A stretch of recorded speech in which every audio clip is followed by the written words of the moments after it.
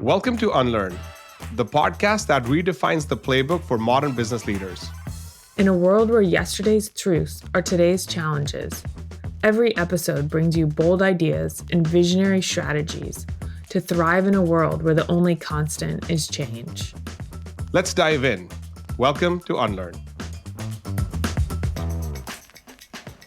Hey, everybody. Welcome back to the Unlearn podcast. Oh, gosh, we've done this I think it's been, what has it been, like 4 months that we've taken a vacation from this podcast, Kelly? Primarily due to Kelly's schedule, I'm here to serve all the partner professionals around the world, but Kelly, has different objectives. Just kidding. But we're glad to be back, and we have a pretty killer season lined up as usual, and we have another amazing guest with us. So Erika, welcome to the pod, and tell us a little bit about yourself. Asher, Kelly, thanks so much for having me. I'm glad I could be your first post-vacation because this is one of my first adult conversations post-parental leave. So I'm 4.5 months into leave with kid number 2. I guess joking aside, I have had a couple adult conversations, but I actually haven't talked about work that much. So this will be a lot of fun. So I currently lead product and strategic partnerships at Stripe. I've been there for about 6.5 years. Previous to that, I built partnerships and partnerships teams at Google, worked in consulting, and I started my career at a foreign policy think tank, which I think all of that makes sense, depending on how you tell it. Wait, weren't you at an agency as well in the middle somewhere? Oh, but that I include in consulting. So I was one of those people. Okay. Yeah. So I went to business school. I started in 2009. So I lived through the financial crisis in New York. I was working in a foreign policy think tank. It was an amazing job. I learned I liked ideas, but didn't want to work in policy. And you couldn't get another job. And so I went to grad school, and all of my colleagues were going to policy school. And I decided to go to business school. And people were like, what are you doing? And I spent my summer during B school working for a really early stage startup out of the VC office because they were that small. And I actually worked for them all of my second year. But I got really nervous that if they went bust, I had no marketable skills, and ended up going into consulting. And this is something that is only safe to really admit now. I think that now that consulting maybe isn't, I think it's probably still pretty popular. But I didn't even do a first round interview. I was so late in the cycle. This company, it was then called Booz & Company. They got bought by PwC after I left, but they were looking for somebody in their energy practice. And they found my resume and said, do you want to interview? And by the way, it's just so late that you could just come for a final round. And so within a quick amount of time, I learned how to do a case interview. But anyways, I did consulting for a little bit and then ended up going to an agency called Edelman. That's a huge marketing communications firm. And they found that they were referring all of their clients to BCG and Bain, and they wanted to build a consulting team. And so they'd hired this incredible woman from McKinsey. She's still one of the most compelling people I've ever worked with. And she hired me and we built this team. And then a couple years in, we both looked at each other and said, we're going to go do something else. It was a great experience, but I think she was not necessarily a consulting lifer, and I definitely wasn't a consulting lifer. So she's a pretty senior person at Twilio now, and I found my way into tech after that. Great. I mean, I know we are building a services company, and I tell my team, House of Lies is not the show that you can model our business by. This is real work. There's no private jets. Totally. But you also have to understand, Edelman wasn't House of Lies, but the people were pretty glamorous. I mean, they work with every single company and communications, it's sexy. And I was a consultant who had been working in the energy industry. And in one of my projects, I literally went into a coal mine. I wrote a manual for how to think about maintenance of large pieces of equipment. It was so random. Also very sexy, There's advertising, the glamour of the media and communications world. Was more like Mad Men, Yes, more like Mad Men. But it was cool. It was a great experience. I still keep in touch with a lot of those people, and I definitely learned a lot from that. But we were doing more traditional consulting projects, and that is actually how I ended up interested in kind of fintech. I called it digital finance which is very sweet, back in like 2013, 2014. And I found this when I was getting ready, when I kind of knew, I was like, I've been in consulting so long, I either have to stay in it or it's really time to like go into industry. What do I want to do? And to figure it out, I went and read a bunch of job descriptions. It sounds like a little old fashioned, but I was like, I kind of need to think about this on my own and not get like swayed by what people are saying. And I read this partnerships job description. I was like, yep, I can do that. And at the time, someone that I'd worked with in consulting was in biz ops at Google, turned product manager. He's now the head of the consumer business at Coinbase. He's been like a fabulously successful person and also just like an incredibly wonderful human. And I said to Max, I'm really interested in digital finance. And I see that like Google has this payments team. Would you refer me for partnerships? And he said, of course. He writes me back a couple of days later and he's like, the recruiter said they have no idea why I sent them this resume. If you can explain it to me, I'll go back to them. And so I was like, all right, challenge accepted. I think it makes sense. And, again, I knew it was a risk because I'd never done partnerships before, but I was like, this all makes sense. And luckily it turned out to be like a really good fit. And that is still sort of the functional role that I do today. Well, that's so interesting because Asher has a theory that like all chief partner officers come from consulting. So that could have been the perfect response to the resume at the time. You're only proving my point, which Kelly does not like. Just putting it out there, So and then you also have a role with at least someone that I know digitally, but I've never met, with Cassie Young, right? Oh yeah. And I've seen like the thing that I remember, because my other good friend Dorothy was at an event where Cassie was like, look, like executives who work on businesses have to have these 4 competencies, which I completely agree with. There's like P&L fluency, first team leadership mentality, like who's your team, like have a pulse on the macro market, and then actually like have a bat phone to some few relationships, both for advice and a few relationships that you would just bring on if you were hired. I mean, these are just like 4 non-negotiables for, let's call it industry-leading execs, right? And ever since then, I'm like, oh man, at some point in time, I have to go sit down with Cassie. So then now I'm actually going to, after this, I'm probably going to write to her like, hey, I saw this thing from Dorothy. I just met Erika. We should meet up when I'm in New York next. So no, you should. And the reason I'm making this face is I was like, did Cassie ask you to make sure I was prepared for next Tuesday? Because Cassie runs this amazing event called On the Business.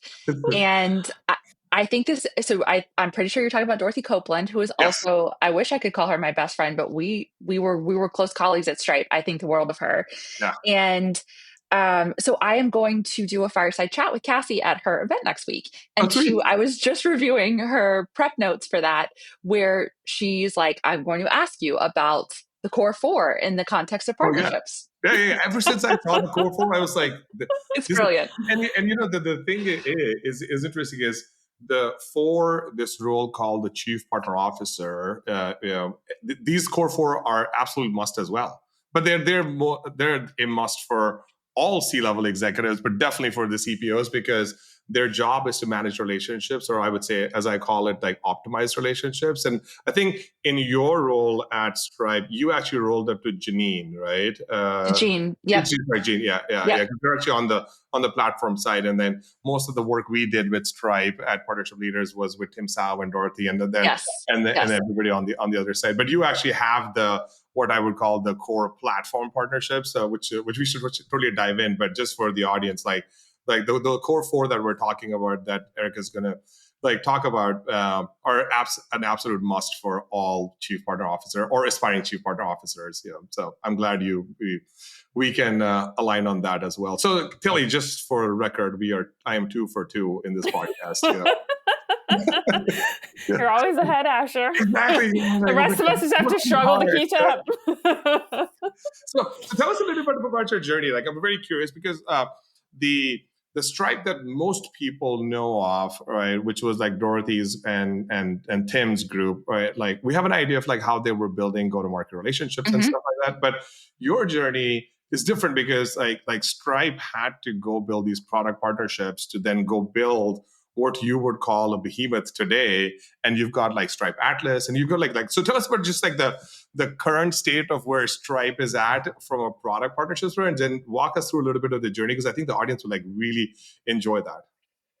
Definitely. And I think that that's like a great tee up, because the way that I think about my role and my team's role at Stripe is that we're helping Stripe build businesses that wouldn't exist without partners. Yeah. And in a fintech, like, we're lucky that that is a lot of things.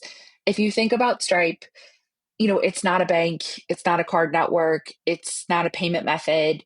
And so for Stripe to be able to offer payments products in the market, we build them with other people. We have to have these relationships with other companies. Yep. And I joined in 2019 when Stripe was best known for being the easiest way to accept card payments online. Like, that's the way that people would always describe it.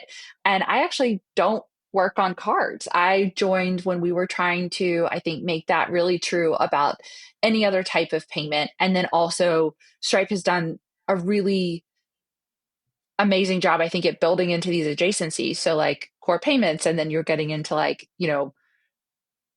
billing and issuing and banking as a service, and now sort of office of the CFO type products, et cetera, et cetera. And so we just kind of like took that focus, this notion that for Stripe to truly, increase the GDP of the internet and really be the partner of choice for any internet enabled business, that we were going to go out and build the partnerships that made that true, but do it in a way that allowed Stripe to retain its advantage in the market, Yep. which to me is really the fact that we exist at all places on the spectrum. So Stripe, it's like I think Stripe is still a developer darling, but we also serve a lot of enterprises now. But to launch a product, it has to be self-serve. And so that is, especially in like regulated products like many fintech products are, like, doing that is actually really hard and really takes intensely strong partner relationships, because we are asking the partner to take a risk, to do something differently, to let us onboard merchants differently than they might do it themselves.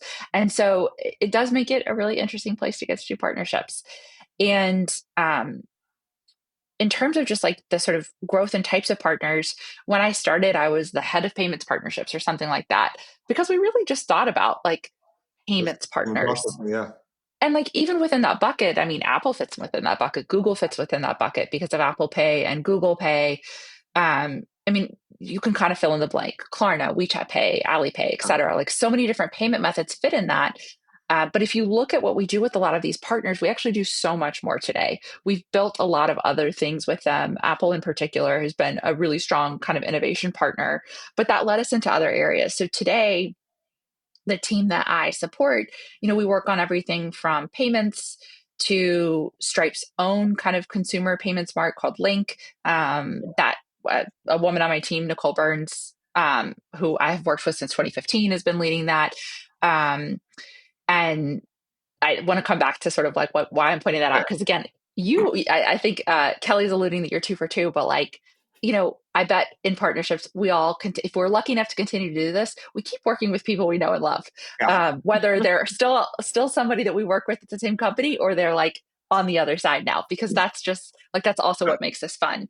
But the team, we also support crypto, all of our merchant onboarding, AI partnerships. That was a team I started a couple years ago. I think that fits within Cassie's core 4 of really like knowing where the market is going. And probably a couple other things within there.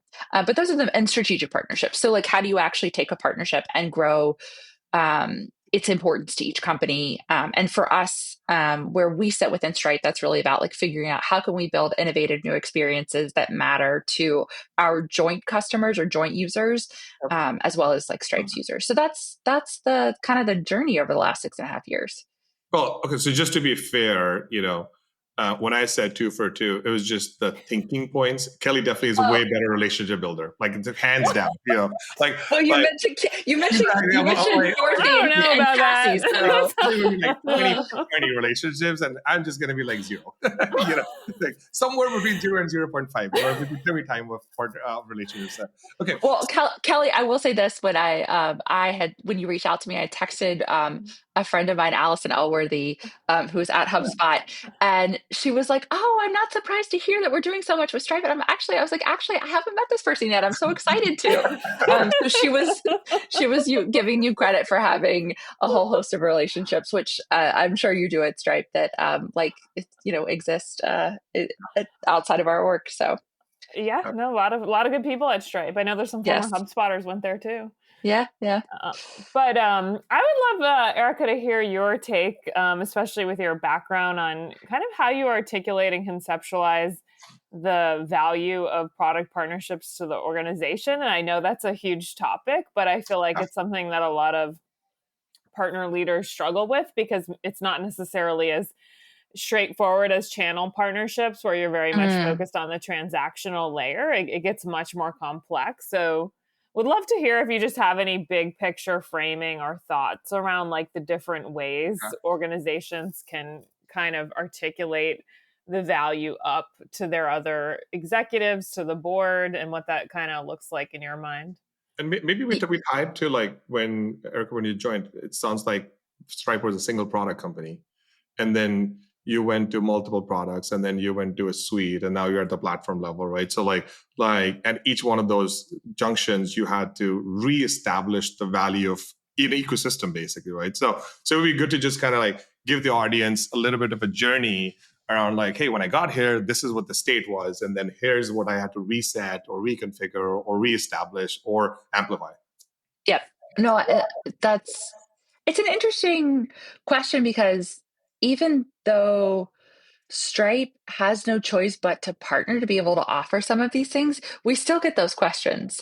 Like, it can be, why this particular partner, or why do we even need to offer this thing in the first place? Like, we already offer one buy now, pay later. Why do we need to do the others? And so I think that there's a combination of being able to articulate an expected value. And like for that, like that is market driven knowledge. That's also like an incredible finance team and strategy and operation partners who can help us do that kind of modeling.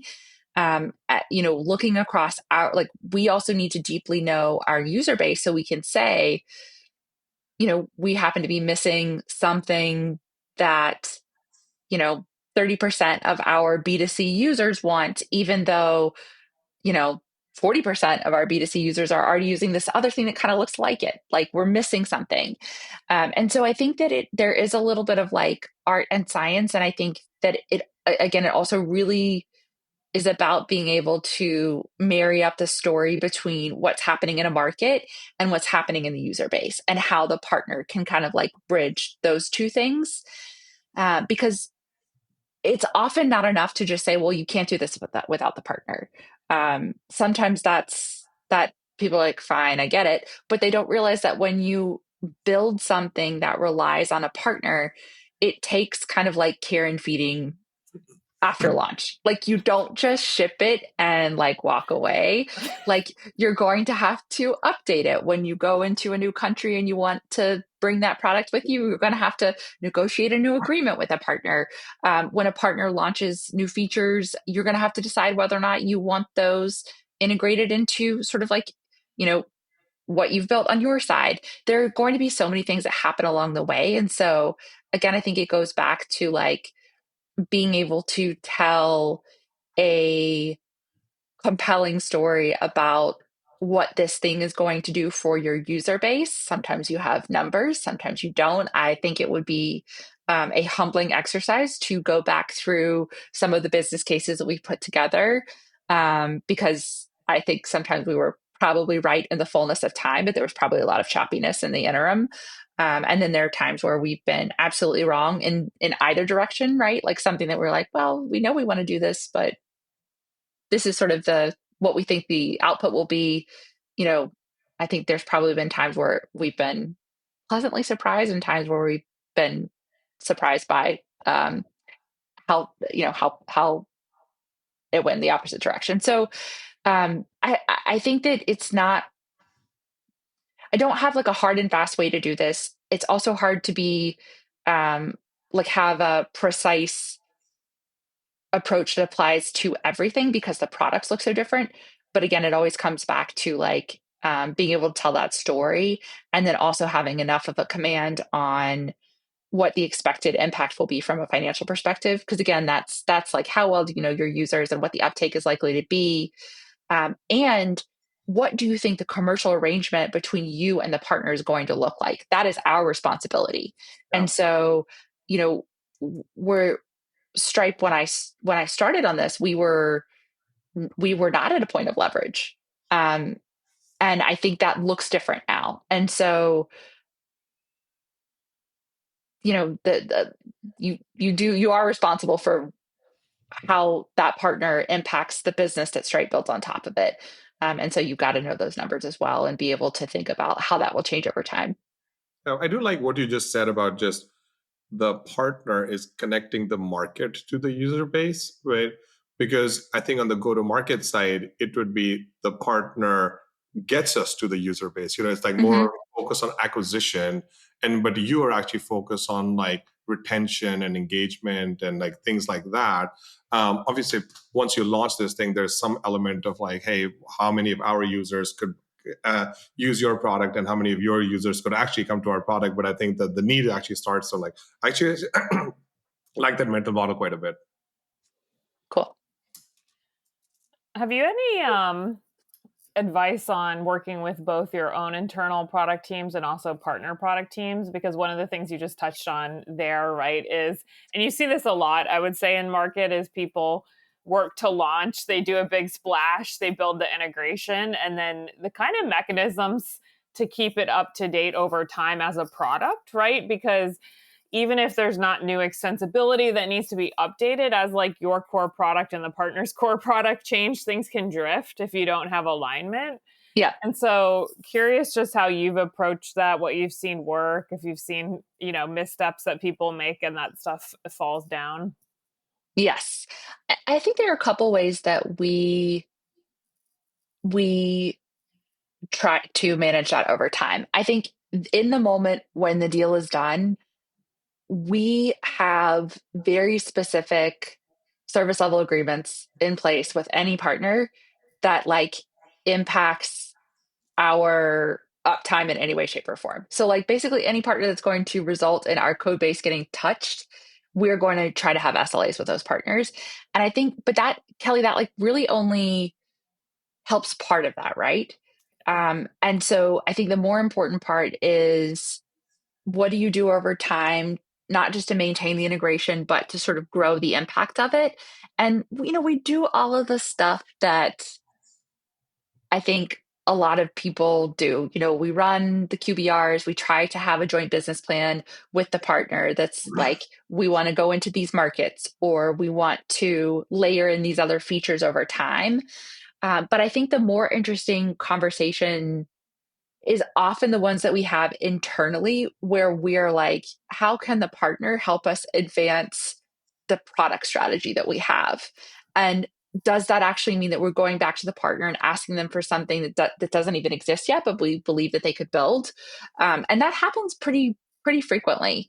We'll just be like, we have an idea for you. And I think that, partnerships, and I really like this about like the function, like we are often the first line of interaction for the partner's product and engineering teams. I think in really, really good relationships, you have great mapping, and like there's a lot of like kind of either coordinated, dialogue between product to product or engineering to engineering, that type of thing. But partnerships is like kind of the one that's like in the flow, tends to be kind of like sort of the first line for inquiries, or like, I need this data from Stripe because I'm trying to figure out this thing, or I want to understand how well this is working, or I want some feedback. And so I think that what tends to work well in a place like Stripe, and I think this was similar to Google, is that like you need to find partnerships people that have great product sense, that are really comfortable in those cross-functional environments, that conceptualize their role as one where, I don't know, I'm always just trying to be helpful, even if I don't think it's my job. So I'll give you like some examples of that. Like the last thing I worked on before I went out on parental leave was our partnership with OpenAI to launch instant checkout and ChatGPT. I wrote the first merchant integration guide. That's not my job. I am not the best person to do that. There was no one else to do it. Someone just needed to get started. And so like, but that's just kind of like what you do, right? I was like, this is not, I'm laughing. I feel like it's classic partnerships where you would be doing that. Did you use ChatGPT to write it? I know. I feel like you had to be using AI to do it. I mean, come on. No comment. No comment. There's a lot of hyphens. Not this, but that. All the M dashes in their guide. Yep, we got it. Yes. It was a B1. Like funny little emojis put in both the lists. Yes, that was it. That's what it looked like. I can do that kind of stuff, and you know, LLMs have made it easier. But you do these kinds of things. One of Stripe's former CISOs used to joke that I was on his Christmas card list because he was amazing, but he was like this hardcore security person. He never knew who on the business side to go to for anything, and we worked together on something like we were actually evaluating a partnership where I won't name the company, but someone wanted like it had to do with quantum computing. I was like so out of my depth, and turns out it was something he knew a lot about. So I was like, "Can you just join these calls and like tell me if this makes sense?" And it didn't go anywhere. But he was like so lovely, and he was like, "Oh, it's so nice to finally know a business person." And so you know, he would like I would get these slacks about like, I'm looking for this, or what is this, you know, what does this sales acronym mean? And I'm not on that part of, you know, I don't sit in the sales org, but I just like, whatever, I know the answer, I will tell you, because it just be helpful. And I also think that, you know, again, going back to the question about like, how do you work with your product team and the other product team? I think that's like a big part of it. Right. And then I also think that partnership folks who really excel, there's so much to get excited about in product partnerships. Like there's so much you could build. Yep. Being able to say no is probably the most important thing that you do, because you have to drive focus. And so I'm like probably the most excitable person on the team, but I like have to remind myself, like, I got to keep this on track. I got to keep this focused. And so like being able to sort of help do that, and like, whether it's building milestones that make it more natural, or just being able to be the one that like pulls everything back and says, actually, like we have to focus on this now. I'm going to park this thing. And we're going to work on this, because this is the thing that like we have to make successful first. That I think is also a way that you add a lot of value in those relationships with your product counterparts on each side. What about like, I mean, in your org structure right now, how many layers are above you to get to Patrick and John? Like, do they sit in like partner product reviews, or like how is their engagement with you? Yeah, so there's not a lot. And even if there were, though, they operate the company in a really interesting way. They know a lot of people. They also have such nuanced points of view on the impact that partners could have on Stripe, dynamics in the ecosystem, all sorts of things. Like, and just to give you a couple examples, well, so tactically speaking, to answer your question, they would participate. They would participate. They when I started, they did participate in like, if we were doing a strategy review on a big strategic partner, they would participate in that, and they still do today at times. We run an internal quarterly business review of the partnerships org. They sit in on that. Oh, sweet. Okay. Great. More often than not, though, it's topical, right? Like something happens in the market. Like this was back in April, the most recent major ruling on the App Store. You know, that speaks to payments at its core. Apple is obviously a really important partner. I was sort of, because that's a relationship that now I've been involved in for 6.5 years. You know, their first Slack was to me like, "What's Apple thinking?" And that's we'll leave that there. But, let me go to my Slack with Tim Cook. Yes, yeah. I'm like, actually, could you ask him a question for me? But, you know, it's you know, they are really they exemplify the core four. You know, they're really paying attention to dynamics in the ecosystem in a really, I think, nuanced way that I learn a lot from as well. And they're doing it with a different lens, right? I've got like kind of the partner hat on in service of Stripe's overall strategy, of course, but like they own Stripe strategy Yeah. because Well, that's why I asked, because like where you're at is like what we would call level 3 maturity on our maturity model, which is like you have an ecosystem where like people want to be a part of your ecosystem. You also want to be part of other people's ecosystem, and there's like compliance, governance, risk, but at a corporate level, right? And some of these things could have a pretty big impact on just what Stripe wants to do in the next like 12 to 36 months, right? And so that's why I was like, okay, like for where the level you're operating at, like having a direct line to the CEO for sure. Like, I mean, my point of view previously was like, hey, you need to go hang out with the CRO, CMO, and all that stuff. And then over time, I've just as we've been. And by the way, partnership leaders is like the ETA for partnerships. I know you're on the board of directors of ETA, right? And for people listening, ETA is the trade association for the payments industry. So they would literally be what we are for payments, right? And then, but going back to my previous point, like as I've been like working with like senior leaders now, I've just realized like the CEO and the CFO are like the two core people for a partnership leader, right? And it's interesting. We had Nicole, who's the CPO of Microsoft, speak at our conference, which Dorothy, by the way, spoke a few years ago.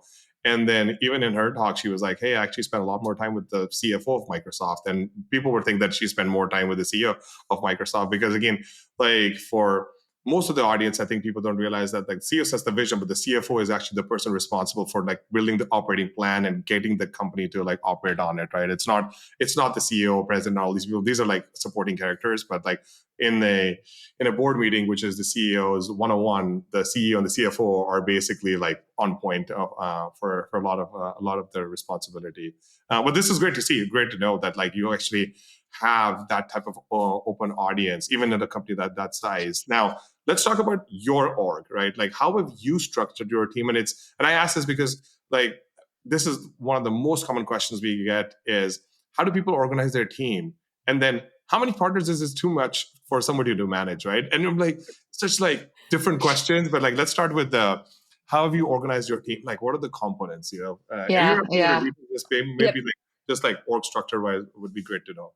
Yep. No, I can talk about that, but I'm laughing. How many partners is too many? Oh, does anyone care about the answer to that? I'm not sure. So in terms of structure, and I'll talk about my team in particular, but like I'll also talk a little bit about the journey that we've been on within the partnerships work at Stripe because it has changed over time. When I started, we had a model where we sort of had like someone who was more BD focused and some, ironically, back when we were like much smaller, someone who was sort of more BD, drove negotiations, and a partner manager type role. And I think that but in practice, like those were not actually delineated because people had to do both. Like even if you're managing a single partner or a smaller set of partners, you're doing a lot of negotiating. And so it wasn't really serving us to try and like have two different types of roles. We also had a structure that mirrored Stripe's broader structure where we had regionalized the partnerships teams. And so you might have like multiple people across regions kind of working on similar partner types or product areas. And so today we've moved to a model, and I think that this is serving us well, and I think it will continue to serve us well for a while. Like I could see if Stripe ever gets sort of like to Google level scale, going back to like the regional model could make sense. We're just like not that big yet. No. And we may never be. We like it's and that'd be totally fine. But we do align by sort of product area and partner type first. And so we've got a team called financial partnerships that is like banks and networks. We've got, a team called payment methods, which is what it sounds like.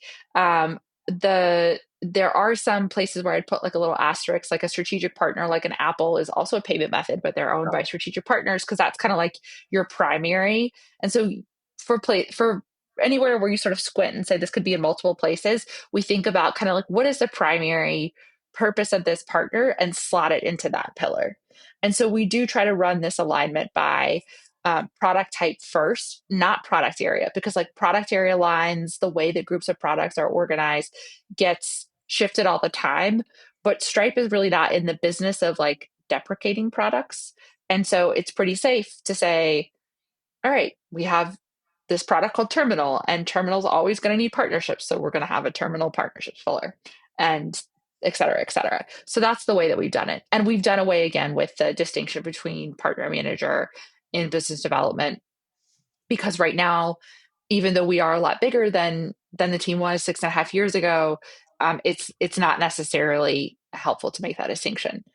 The other thing that we have from an org structure perspective today that we didn't when I started is a like partner engineering team. And so we've like this is the team that can run everything from like more, sophisticated reconciliation and settlement processes with like the card networks, to do like basic prototyping, to help us stand up, major reliability efforts with partners. But they sit within global partnerships. And that just like was not always the case. We had some of these resources that sat elsewhere, or we sort of like tapped on the shoulders of engineers to do that work when I first started. But a couple years ago, that formally became part of partnerships. And then there's also a strategy and operations function that sits within partnerships and serves partnerships teams. So this can be everything from horizontal stuff, so running the planning process for partnerships, any kind of like org type stuff that we need to do. We also have folks who kind of like embed within the pillars. So when we're doing like a strategy update, or let's say we want to go, fully build out a business case to go do something crazy with a partner that's really going to be partnerships driven. One of these people would probably like work on that effort. You basically built your own BCG. This is great. That's so good. Okay. So you have like engineering, and you have strategy and ops, and then you have let's call it the field, basically, right? And then do you roll up to like the chief product officer for Stripe, or the CTO for like who's the primary? It's the same person now. Yeah, it's so hard partnerships, yeah. So yeah. So now, so partnerships today sits within Will Gabrick's org, and Will is he leads product and business. And Stripe did have part of our engineering team roll up under our previous CTO, who departed earlier this year to become the CTO of Anthropic. And rather than have a new CTO who would have just part of the engineering team, all of engineering now rolls up to Will. So he's got product, engineering, and partnerships. Okay. And and so go to market and those and other sort of like folks in the field actually sit in a different org. And I think that makes a lot of sense, because we all own different pieces, right? Totally. And we are providing different kind of like impacts to the company. And I don't know, it's working right now. Yeah. So I like it. I mean, you can have like your own prototyping mechanism, like versus like, because like I feel like you have to like prove that this thing is going to work, and then you have to scale. And if you could just prove it in your own unit, it's much better. So sorry, Kelly, I was just running. No, not at all. No, I feel like this is done so differently at different companies, so it's always interesting to understand the logic and why. I'm of the firm belief there's like no magical org structure. It's about bridges and being efficient, effective, and it's going to depend on the org. But just curious, do you share any of those horizontal resources with the channel partner org and the solutions partner org, or it's pretty two machines operating separately?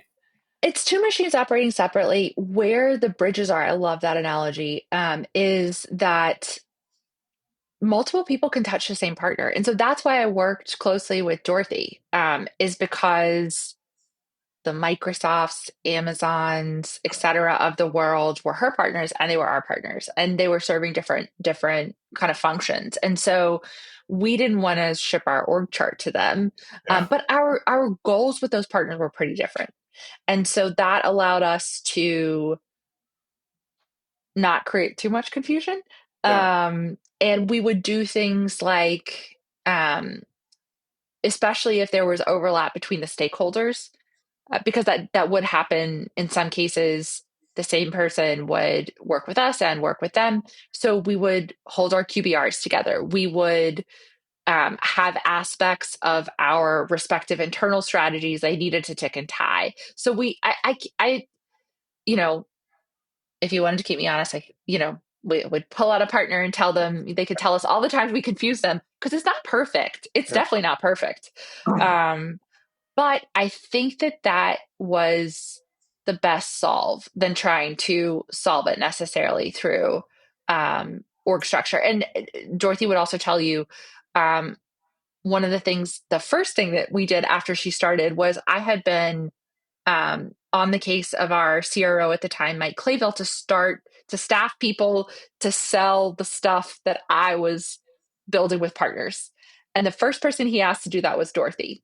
And so she helped me build this team that I was like, well, sure, we can put it in partnerships, but we're not a quota carrying team. And this is going to turn into real dollars for Stripe. Like, we need to put it somewhere where the incentives are aligned. She was like, totally. I got it. And so, we would do those types of things too, where she was an incredibly important lever for a goal that we had. And by building things that then turned into revenue for our partners, I was able to help her make her partners really happy. Yeah, and I think the distinction, at least for your business, that I think Kelly is different is in Kelly's world, there is one motion. It's called B2B, right? Like, in your world, you're actually a B2C company first, and then you have all this like B2B stuff on the backside of it. At least that's kind of how I think about it. And so the way you would go to market is always through code first, or maybe PLG is a better way to say, but like PLG to me is like a B2C motion, right? You don't actually have to talk to anyone, right? You have to just go and so you're saying not sales led, more it's not sales developer led in the versus field. what Dorothy was working on, at least from my understanding, is like, hey, let's get like Deloitte to work with us. Although Deloitte Digital could work with Erika's team as well, but like they would manage that on that side, and it's like a whole different motion, right? And so then if you like merge the two together, the motions don't merge together, and it causes more friction than just keeping the two things separate. Totally. And again, I think, Dorothy's team was gold on opportunities and stuff like that. Revenue payment volume growing. Yeah, revenue. Yeah. And I don't own a revenue number. I need to be able to make a case to Stripe that like something we do will increase our revenue, but I am responsible for the partner that we're going to build this thing with, making sure that the economics make sense, so that when it does get sold via one of Dorothy's partners, via our direct sales team, it is going to turn into a really strong business. Yeah. No, it makes a total sense. It's just, to me, like just two separate businesses, that are inside the company. I would love to hear, Erika. It sounds like you built a strong bridge with kind of the solutions partner channel org. How have you approached the other go-to-market arms in terms of sales, marketing, CS, like getting these partnerships fully leveraged and unlocked over there, even though you're not being kind of KPI'd on it, but I'm sure you see the bigger picture of even driving usage of the integrations and tooling. But yeah, have you approached being in product and like still making those bridges viable? Yeah. So there are two types of, there are probably more, but I'll start with this. One is the same thing about like sharing partners with Dorothy. That also happens on like the sales side. So like, and I'm not spilling any secrets because these logos are all over our website, but like a OpenAI or a Klarna or an Affirm, or like literally fill in the blank, that is a Stripe partner, is also a Stripe user. Yeah. And so when we are doing something with one of those partners that results in a product that Stripe can sell, there's a lot of alignment on the like it's this that is actually actually a flywheel. And that's great. Where it can be hard is when, a company that uses Stripe goes to their sales rep and says, "Hey, I see you've built these integrations with these other companies. Why not me?" And so sometimes that results in us doing a net new partnership that like we hadn't contemplated before. And it's amazing because we're made aware of a new opportunity. Sometimes it's not possible. And that can become a really tough thing for a user facing, meaning like a customer facing person at Stripe to have to manage.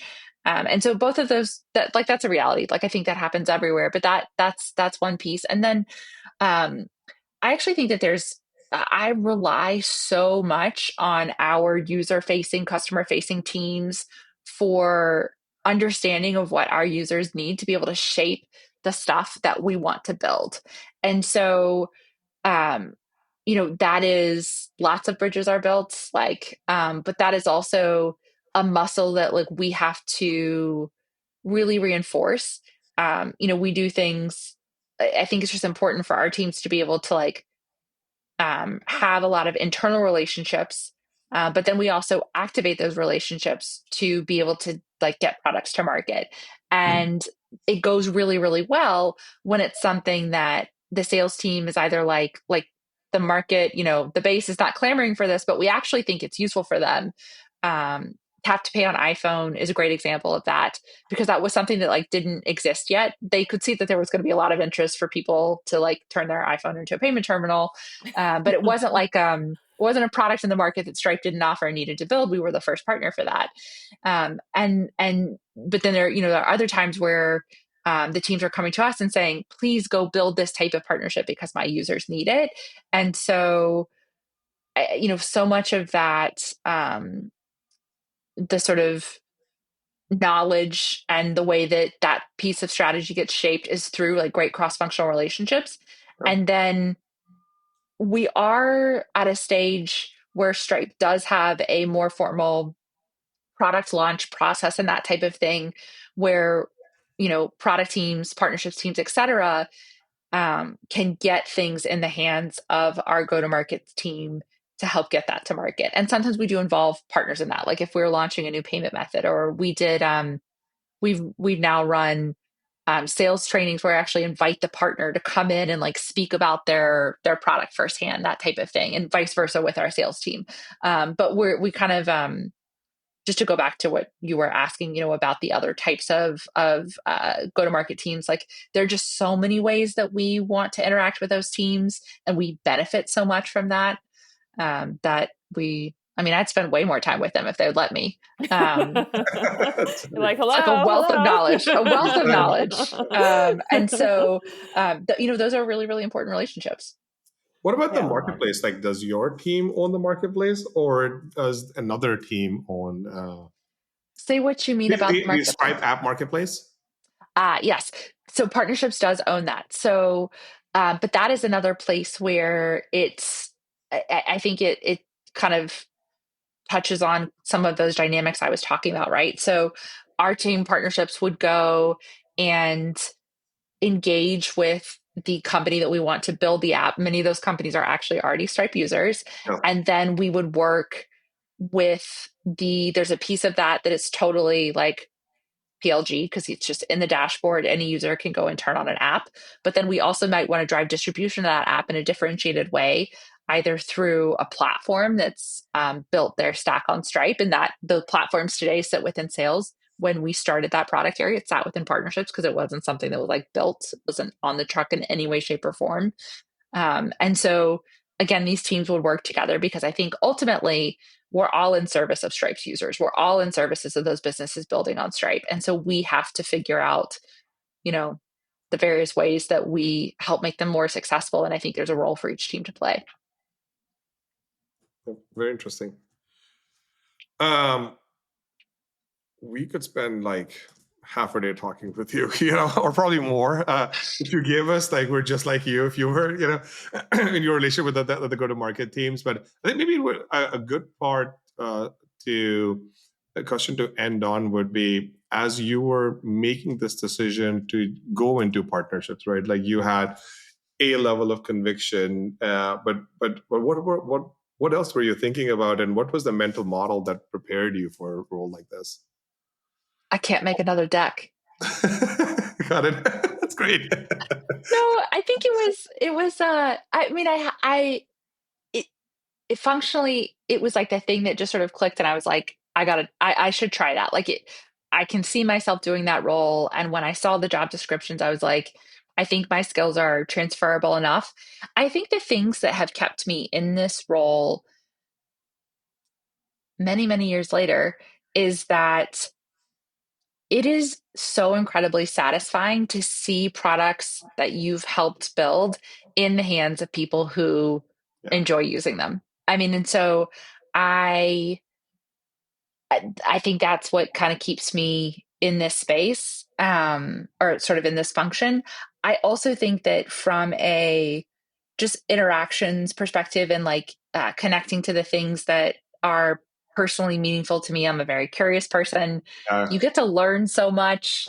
I like working with other functions. Like, I can't see myself necessarily going into a role where like you more work with just your function. Like, there are pros and cons of each. Like, sometimes it means you have nothing work wise to talk about with another partnership person because you don't work on anything with them, and like your product areas are so different. But